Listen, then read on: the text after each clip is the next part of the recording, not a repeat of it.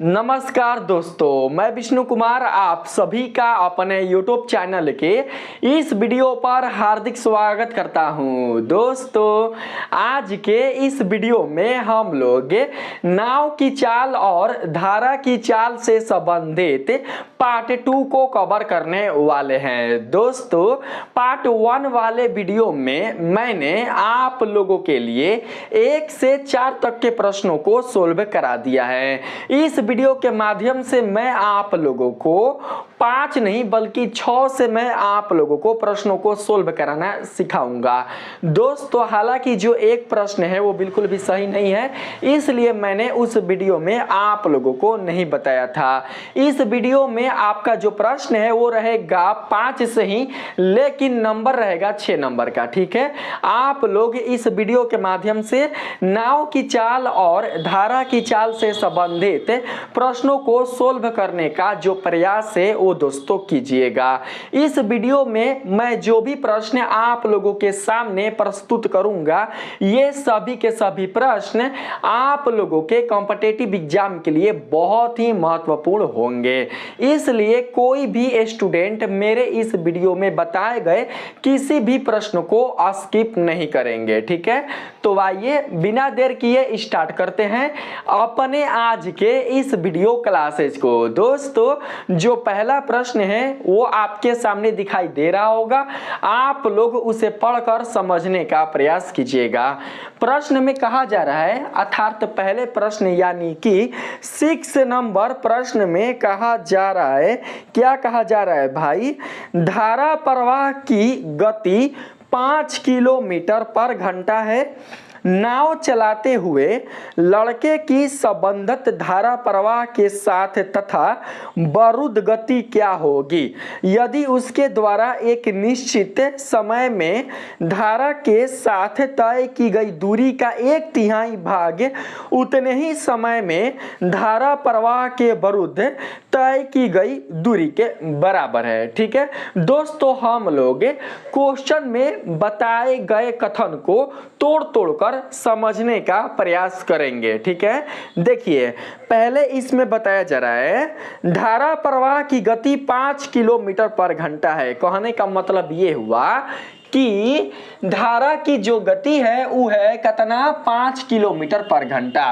दोस्तों, हम लोग धारा को y मानकर चलते हैं, आर ना, क्या मानकर चलेंगे? y मानकर चलेंगे। कितना दिया हुआ है भैया धारा की गति? तो धारा की गति दिया हुआ है 5 किलोमीटर पर घंटा। ठीक है, समझ कर रखिएगा, किलोमीटर पर घंटा लिखना कोई आवश्यक नहीं है। आगे देखिए, नाव चलाते हुए लड़के की संबंध धारा यानी कि धारा के साथ, ठीक है, नाव चलाते हुए लड़के की संबंध धारा प्रवाह के साथ तथा वरुद गति क्या होगी यदि उसके द्वारा एक निश्चित समय में धारा प्रवाह के साथ दूरी का 1/3 भाग उतने ही समय में धारा प्रवाह के विरुद्ध तय की गई दूरी के बराबर है। ठीक है, तो दोस्तों 1/3 जो भाग है, सबसे पहले हम ये देखेंगे कि वो है किसका। देखिए, उसके द्वारा एक निश्चित समय में धारा प्रवाह के साथ तय की गई दूरी का 1/3 भाग, धारा प्रवाह के साथ तय की गई दूरी। ठीक है, तो हम क्या करते हैं, सबसे पहले दूरी लेकर चलते हैं भाई, दूरी लेकर चलते हैं। दोस्तों, दूरी बराबर क्या होता है? दूरी बराबर होता है चाल गुणे समय, होता है ना जी, चाल गुणे समय। यहाँ पर जो चाल है वो हम लेकर चलेंगे, क्या? वो हम लेकर चलेंगे धारा प्रवाह के साथ। अगर नाव की चाल शांत जल में 1 किलोमीटर पर घंटा होगी तो धारा प्रवाह के साथ नाव की चाल कितनी होगी बताइए? x + y किलोमीटर पर घंटा होगी। यानी कि धारा प्रवाह के साथ नाव की चाल में धारा की चाल ऐड हो जाएगी। ठीक है, तो दूरी बराबर हो जाएगा चाल गुने समय। चाल हो गया x + y गुने समय। इसमें दिया हुआ है तो नहीं दिया हुआ है, हम क्या करते हैं, समय को लिख लेते हैं t। ठीक है, निश्चित समय है दोस्तों, समय में बिल्कुल भी परिवर्तन नहीं है। क्या है? निश्चित समय है। तो हम हम T1 या T2 नहीं लिखेंगे, ओनली फॉर यहाँ पर T लिखेंगे। ठीक है, अभी हड़बड़ मत कीजिएगा कि यहाँ पर आप y का मान 5 लिख दें, ऐसा काम बिल्कुल भी मत कीजिएगा। इसी का क्या बोला है, इसी का बोला है 1/3 निश्चित समय में धारा प्रवाह के साथ तय की गई दूरी का 1/3। तो भैया इसका 1/3 कहने का मतलब d गुना 1/3। d गुना 1/3 का मतलब क्या होता है, 1/3 होता है। ठीक है, अब बात करते हैं आगे। आगे क्या बताया जा रहा है दोस्तों, आगे बताया जा रहा है उतने ही समय में धारा प्रवाह के विरुद्ध तय की गई दूरी के बराबर है। तो भैया हम यहाँ पर दूरी ले लेते हैं, इसका कोई भी भाग नहीं बोला गया है। ठीक है, धारा के विरुद्ध, धारा के विरुद्ध कहने का मतलब धारा के विपरीत है। तो दोस्तों धारा के विपरीत क्या हो जाएगा, नाव की चाल। धारा के विपरीत नाव की चाल x माइनस y किलोमीटर पर घंटा हो जाएगा, और गुना में हो जाएगा काची, तो भैया t हो जाएगा। ठीक है दोस्तों, हम क्या करते हैं, इस 3 को इधर भेज देते हैं, इस 3 को इधर भेज दीजिएगा ना, तो आ जाएगा गुना में। किस में आ जाएगा भैया, गुना में आ जाएगा। इस t को इधर भेज देते हैं, इस t को इधर भेज देते हैं, और इस t को इधर भेज देते हैं। जब आप भेजिएगा तो जानते हैं कैसा होगा दोस्तों, यह ऐसा होगा d बटा में t बराबर 3 इंटू एक्स प्लस वाई, भैया ऐसने होगा। ठीक है, और हाई हो जाएगा d बटा में t बराबर x माइनस वाई। ठीक है, देख सकते हैं इन दोनों समीकरणों में LHS पक्ष आपस में बराबर है। तो दोस्तों कहीं ना कहीं जो RHS पक्ष होगा ये भी आपस में बराबर हो जाएंगे। तो हम ऐसे लिख सकते हैं x माइनस वाई का मान दिया हुआ है 5, तो हम यहाँ पर 5 लिख लेंगे।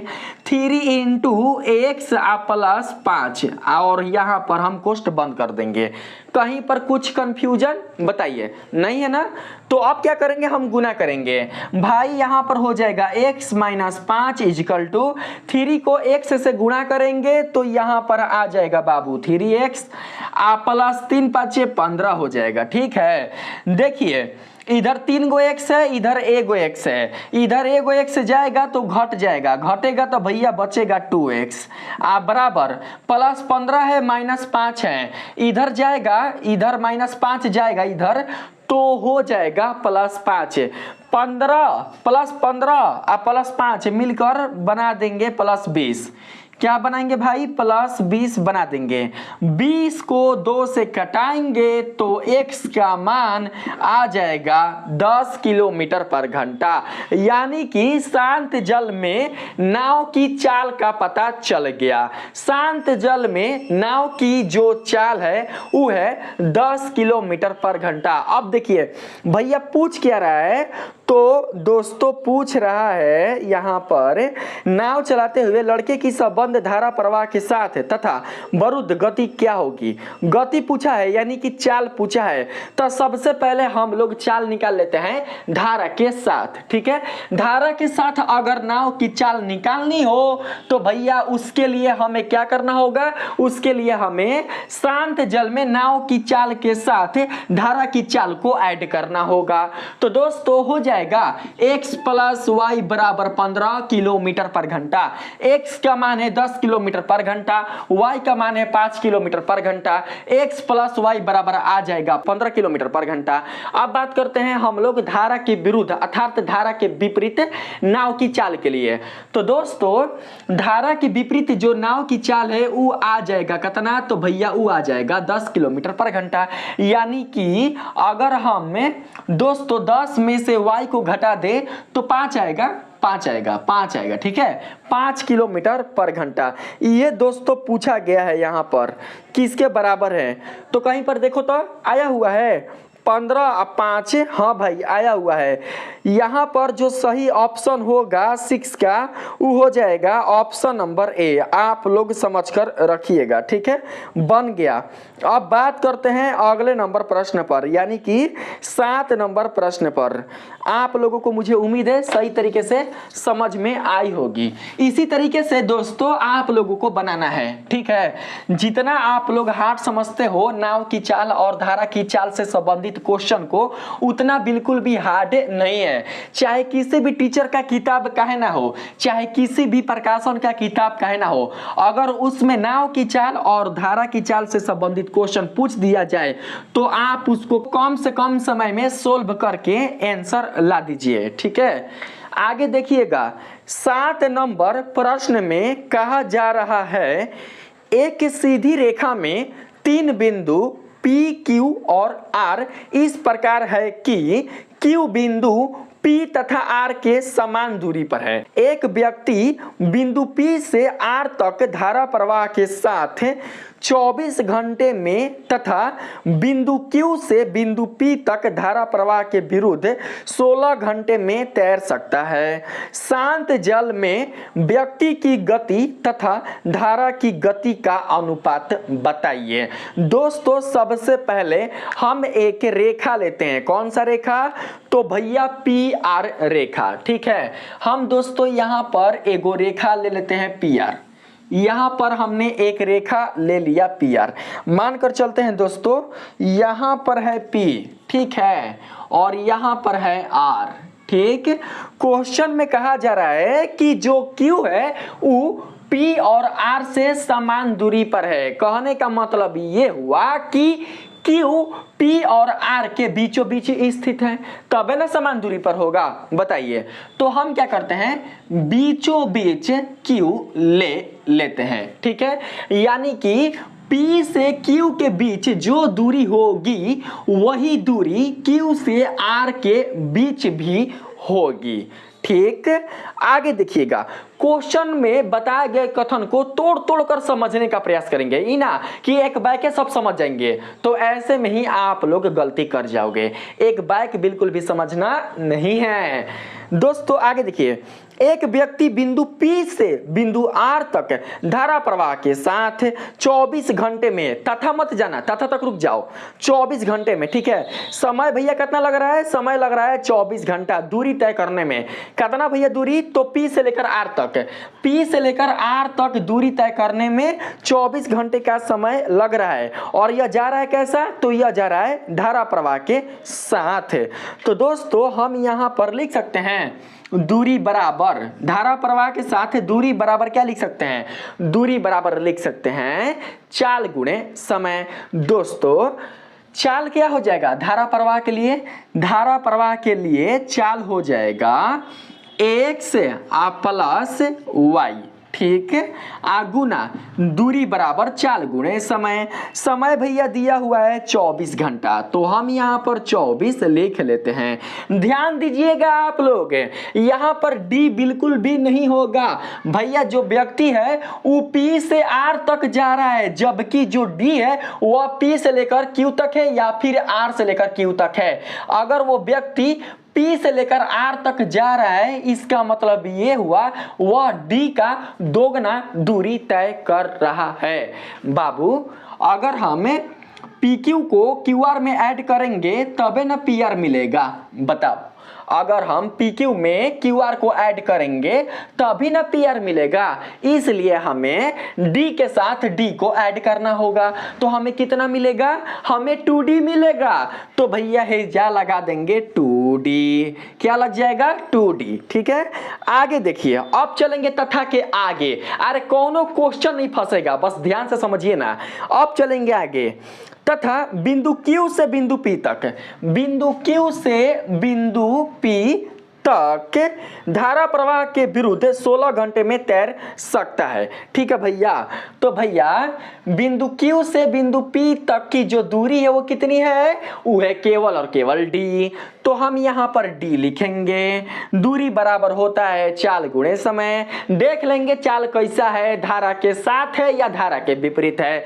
तो भैया इसमें चाल जो है तैरने की वो है धारा के विरुद्ध।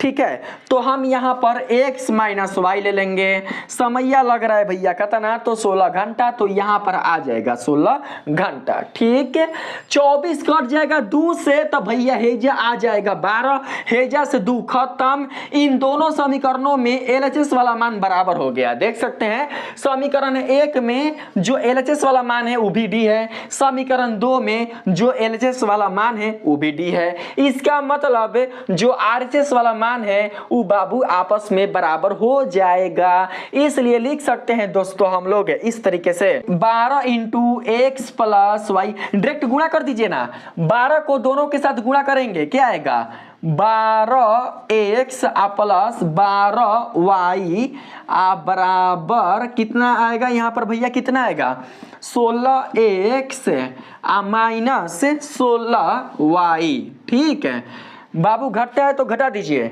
देखिए हेने 16 को x है, हेने 12 को x है, तो इधर कितना बचेगा, इधर भैया बचेगा 4 गो x। कितना बचेगा 4 गो x। ठीक है आगे देखना, -16 है, इधर जाएगा तो हो जाएगा +16। +16 में हम क्या करेंगे बाबू, प्लस 12y को जोड़ देंगे तो 16 और 10 26 2 28 हो जाएगा 28, हेने हो जाएगा 28y। अगर हमें x बटा y लेना चाहें तो क्या मिलेगा बताओ, x बटा y लेंगे तो हमें मिल जाएगा 28 बटा में 4। क्या मिलेगा 28 बटा में 4, कटा देंगे भाई मोरे, 4 सत्ते 28, 7 बटा 1 यानी कि x अनुपात y बराबर हो जाएगा 7:1। बोला है व्यक्ति की गति तथा धारा की गति का अनुपात बताइए, तो अनुपात हो जाएगा 7:1। 7 का जो सही आंसर हो जाएगा वो हो जाएगा ऑप्शन नंबर डी बन गया। बात करते हैं अगले नंबर प्रश्न पर। देखेंगे अगले नंबर प्रश्न में ये दोस्तों जो प्रश्न था वो कितना था भाई, अब मेरे पास तो भाई डिजिटल बोर्ड तो है ना, सारा चीज हमको मोबाइल से ही देखना पड़ रहा है। ये है 8वां प्रश्न है, ठीक है आपके सामने दिखाई दे रहा होगा। 8 नंबर प्रश्न में कहा जा रहा है दोस्तों, रोहित एक नाव 65 किलोमीटर धारा प्रवाह के विरुद्ध तथा 130 किलोमीटर धारा प्रवाह के साथ 23 घंटे में चलाता है, जबकि वह 45 किलोमीटर धारा प्रवाह के विरुद्ध तथा 104 किलोमीटर धारा प्रवाह के साथ 17 घंटे में तैरता है। शांत जल में नाव की चाल तथा धारा की गति बताइए। ठीक है दोस्तों, देखिए यहां पर टोटल समय दिया हुआ है, टोटल समय कितना 23 घंटा। किसके लिए, तो भैया दिया गया है धारा के प्रवाह के विरुद्ध तथा धारा के प्रवाह के साथ दूरी तय करने में लगने वाले समय के लिए। ठीक है दोस्तों, ऐसे क्वेश्चन में बिल्कुल भी आप लोगों को घबराना नहीं है। बस जानते हैं हम क्या करेंगे, हम डायरेक्ट यहाँ पर धारा प्रवाह के विरुद्ध जो दोस्तों यहाँ पर दूरी दिया हुआ है ना 65 किलोमीटर, उसे हम ऐसे लिख लेंगे, ऐसे 65 u। धारा प्रवाह के विरुद्ध जो दूरी दिया हुआ है उसे हम लोग 65 u लिख लेंगे, u लगाकर लिख लेंगे बस। अब भैया टोटल समय है तो टोटल के लिए प्लस आएगा तो आएगा। अब अगला जो दोस्तों दूरी आएगा वो कहीं ना कहीं आएगा धारा के प्रवाह के साथ, यानी धारा के अनुकूल। ठीक है देखिए तो धारा के अनुकूल जो दूरी है वो कितना है, वो है 130 किलोमीटर। तो भाई मोरे हम 130 के साथ भी लगा देंगे, भैया भी लगा देंगे, आप बराबर में लिख देंगे टोटल समय, तो यहां पर लिख लेंगे 23। ठीक है आगे दोस्तों कहा जा रहा है, जबकि वह 45 किलोमीटर धारा प्रवाह के विरुद्ध तथा 104 किलोमीटर धारा प्रवाह के साथ है।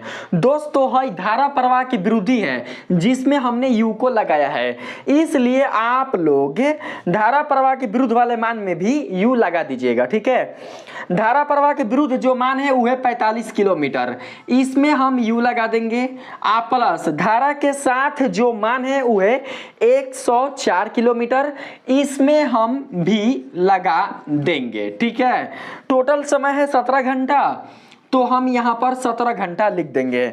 देखिए तो इन दोनों में कोई कॉमन है, इन दोनों में कोई भी कॉमन नहीं है। मतलब मानकर चलते हैं दोस्तों कि हई हो गया समीकरण 1 और हई हो गया समीकरण 2, तो देखिए तो समीकरण 1 में कोई कॉमन है, तो भैया समीकरण 1 में कोई भी कॉमन नहीं होगा, छोड़ दीजिए। देखिए तो समीकरण 2 में कोई कॉमन है, तो समीकरण 2 में कोई कॉमन नहीं होगा, छोड़ दीजिए। ठीक है अब देखिए अब दोस्तों यहाँ पर आप देख सकते हैं कि v के साथ जो गुणांक है वो बड़ा है और u के साथ जो गुणांक है वो छोटा है v के तुलना में। ठीक है, तो हम यहाँ पर क्या करेंगे कि v वाले मान को विलुप्त करेंगे। किसको करेंगे भैया? v वाले मान को विलुप्त करेंगे, क्योंकि अगर हमें इन दोनों समीकरणों को सोल्व करना है तो हमें u या v को विलुप्त करना ही होगा। आप विलुप्त इस तरीके से करेंगे जिससे कि हमारा कैलकुलेशन कम से कम हो सके, ज्यादा से ज्यादा बिल्कुल भी ना। ठीक है, 10 क्लास वाला प्रक्रिया बिल्कुल भी नहीं अपनाना है। ऐसे तो प्रक्रिया वही रहेगा लेकिन थोड़ा सा इसमें स्मार्ट वर्क करना है। ठीक है, मैं सिखाता हूं आप लोगों को।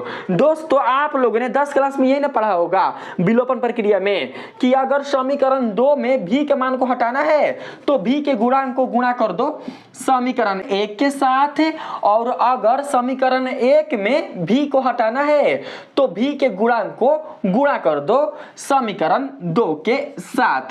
तो ऐसा बाबू बिल्कुल भी काम में नहीं करना है। ठीक है, आप लोग अच्छे से समझ कर रखिएगा। मैं बताता हूं क्या करना है। दोस्तों सबसे पहले हम 130 को लेंगे। किसको लेंगे? 130 को लेंगे। 130 को तोड़ सकते हैं 13 दहा में 130, बताइए 13 दहा में 130। यहां पर लेंगे 104। ठीक है, 104 को बाबू तोड़िए तो यहां पर 104 13 से टूटेगा, 13 से बाबू तोड़ेंगे 104 को तो 3 5 15 3 6 18 3 7 21 3 8 24 13 8 104 होता है। बताइए 8 कम 8 8 2 10, 13 8 104। तो यहां पर भैया ले लेंगे 13 8। ठीक है दोस्तों, अगर हम 10 को तोड़ना चाहें तो ऐसे टूट सकता है 2 5 10। 8 को तोड़ना चाहें तो ऐसे टूट सकता है 2 चौके 8। अब देखो इन दोनों में कॉमन कौन है भैया? इन दोनों में कॉमन है ना, है इन दोनों में कॉमन 13 और 2 है, अर्थात इन दोनों का HCF होगा 26। कितना होगा भैया? 26। HCF को छोड़कर जो मान बच रहा है उस पर हम ध्यान देंगे। दोस्तों 130 में जो मान है बिना कॉमन वाला वो है 5, समझिएगा जो बता रहा हूं।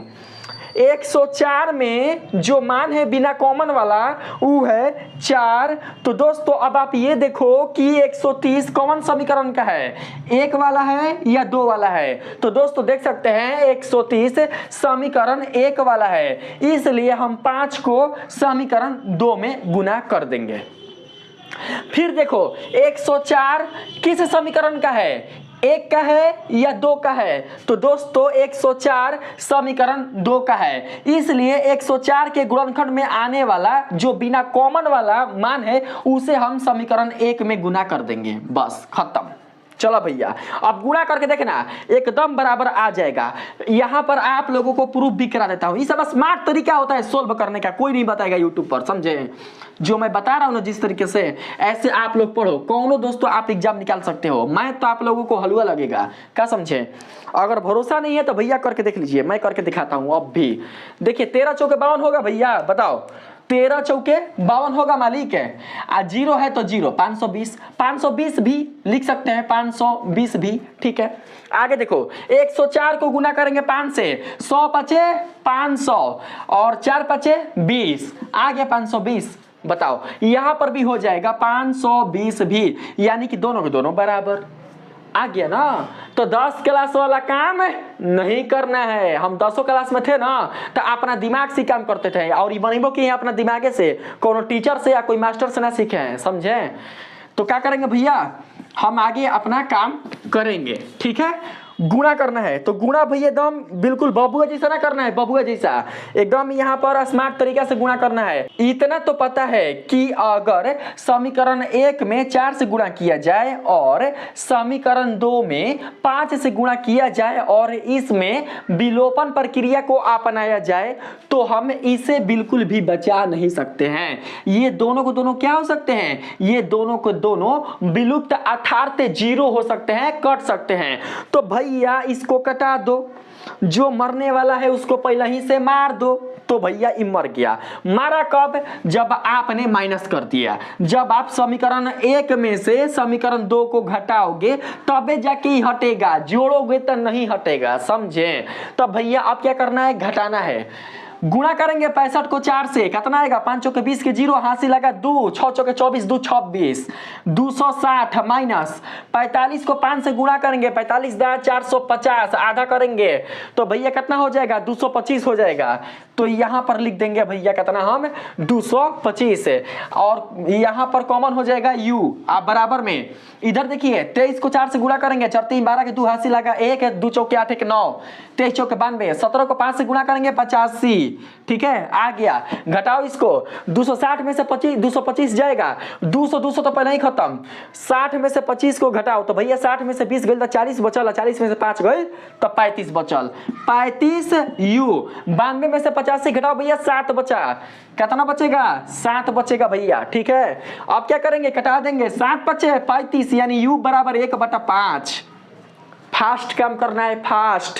u बराबर 1/5। जितना देरी लग रहा है ना समझाने में, उतना देरी में को क्वेश्चन हम बना देते हैं, समझे? लेकिन मेन चीज है आप लोगों को समझना, आप लोगों को ऐसे क्वेश्चन को सॉल्यूशन करने आना, मेन यही चीज है। ठीक है, तो दोस्तों u का मान मिल चुका है हमारे पास, कितना? 1/5। v का मान निकालना है। v का मान कैसे निकालेंगे भैया? तो देखिए v का मान कैसे निकालेंगे। v का मान हम लोग समीकरण 1 या समीकरण 2 में रखकर निकालेंगे। हेम रखो, हे में इससे हल्का हई वाला है, इसमें रख दो। तो आप अगर u का मान 1/5 रखोगे तो पन्नावा 45 कट जाएगा। ठीक है, तो भैया हई हो जाएगा 9, समझिएगा, हई हो जाएगा 9 आ प्लस हई कितना हो जाएगा? 104 भी आ बराबर में हे जा 17। यहाँ पर दोस्तों हई प्लस 9 है और हई प्लस 17 है। 17 में से 9 जाएगा, कितना बचेगा? 8 बचेगा। 104 भी बराबर 8 कटा देंगे। यहाँ पर दोस्तों कटाई तो यहाँ पर हो जाएगा 8 कम 8 और तरीके 24, यानी कि कितना हो जाएगा भैया? तो 13 हो जाएगा ना। 13 भी बराबर हो जाएगा 1/13। हेने है 1, 13 हेने जाएगा तो भी बराबर बचेगा 1/13 और तरीके 24। ठीक है, तो हम भी बराबर ले लेंगे 1/13। अब देखिए यहाँ पर लेंगे 2x। 2x क्यों लेंगे? क्योंकि हमें रोहित के शांत जल में नाव की चाल बतानी है। x जो है दोस्तों वो है शांत जल में नाव की चाल, हमें इसी को निकालना है। ठीक है, 2x बराबर क्या लिख सकते हैं? 2x बराबर हम u और v के मान को लिख सकते हैं, लेकिन उल्टा करके। जैसा ही 2x आएगा ऐसा ही हम लोगों को u और v के मान को इन्वर्स कर देना है, उल्टा कर देना है। u का मान है 1/5, हेजा हो जाएगा 5।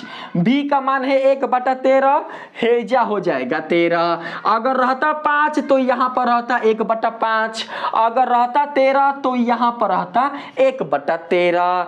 13 5 18, 2x बराबर 18 ना। यहाँ पर 18 कट जाएगा 2 से, x का मान मिलेगा कितना? 9। x का मान मिलेगा 9। अब हमें निकालना है धारा की चाल y। तो y का मान कैसे निकालेंगे? तो भैया देखेंगे ना कि इन दोनों में बड़ा कौन है, इन दोनों में देखेंगे कि बड़ा कौन है। तो भाई इन दोनों में बड़ा 13 है, इसलिए हम 13 में से 9 को माइनस कर देंगे, 13 में से 9 को घटा देंगे, जो मान निकलेगा वही धारा की चाल होगी। भैया कितना होगा? तो हो जाएगा 4।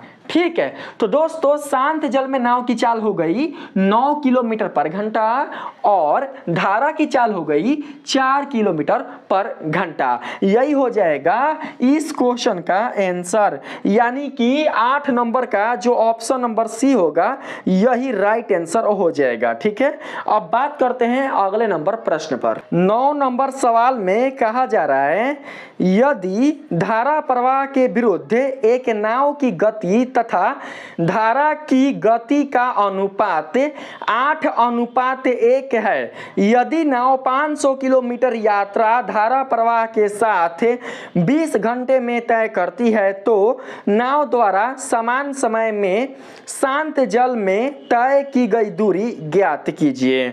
दोस्तों क्वेश्चन में बताया गया है धारा प्रवाह के विरुद्ध एक नाव की गति तथा धारा की गति का अनुपात 8:1 है। ठीक है, तो देखिए धारा के विरुद्ध जो नाव की गति होगी वो क्या हो सकती है, वो हो सकती है x माइनस वाई। अगर शांत जल में नाव की चाल रहेगी x और धारा की चाल रहेगी y, तो धारा के विरुद्ध नाव की जो गति होगी वो होगी x माइनस वाई अपॉन बटा में। ठीक है, यहां पर बताया गया है क्वेश्चन में दोस्तों धारा की गति, तो धारा की गति क्या हो सकती है, y है ना, तो हम यहां पर y लिख लेंगे। ठीक है, अनुपात दिया हुआ है, अनुपात कितना है भाई 8:1, तो हम यहां पर 8:1 ले लेंगे, गुणा कर देंगे भैया तो हो जाएगा 8y बराबर में x माइनस वाई। दोस्तों देखिए x बराबर लिख सकते हैं हम लोग यहाँ पर, इसलिए x बराबर हाई माइनस वाई है, इधर जाएगा तो प्लस वाई, यानी कि हो जाएगा 9y इस तरीके से। ठीक है, x बराबर 9y। आगे क्वेश्चन में कहा जा रहा है यदि नाव 500 किलोमीटर यात्रा धारा प्रवाह के साथ 20 घंटे में तय करती है, तो भैया धारा प्रवाह के साथ ना यात्रा कर रही है नाव, तो धारा प्रवाह के लिए जो नाव की चाल होगी वो हो जाएगी x प्लस वाई। बताइए कि दोस्तों नहीं होगी x प्लस वाई, चूंकि है चाल है ना चाल, तो चाल बराबर क्या होता है, चाल बराबर दूरी बटा समय होता है। दूरी दिया हुआ है क्वेश्चन में कितना, तो 500 किलोमीटर।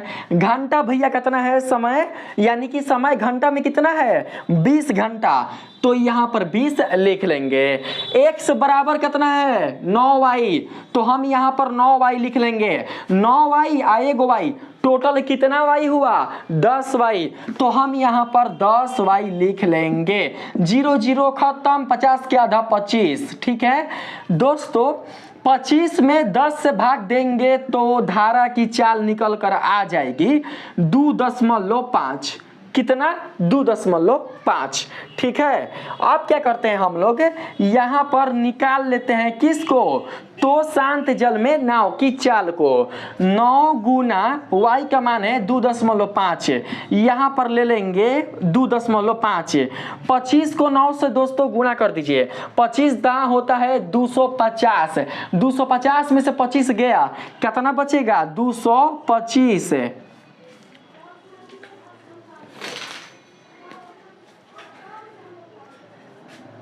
दोस्तों लाइट कट गया है, आप लोग मैनेज कर लीजिएगा। ठीक है, देखिए दशमलव के बाद एक अंक है, तो हम एक अंक के बाद दशमलव बैठा देंगे, कितना गया 22.5। तो दोस्तों आगे क्वेश्चन में क्या दिया हुआ है, क्वेश्चन में दिया हुआ है तो नाव द्वारा समान समय यानी कि 20 घंटा में, ठीक ना 20 घंटा में, याद रखिएगा समान समय में शांत जल में तय की गई दूरी ज्ञात कीजिए।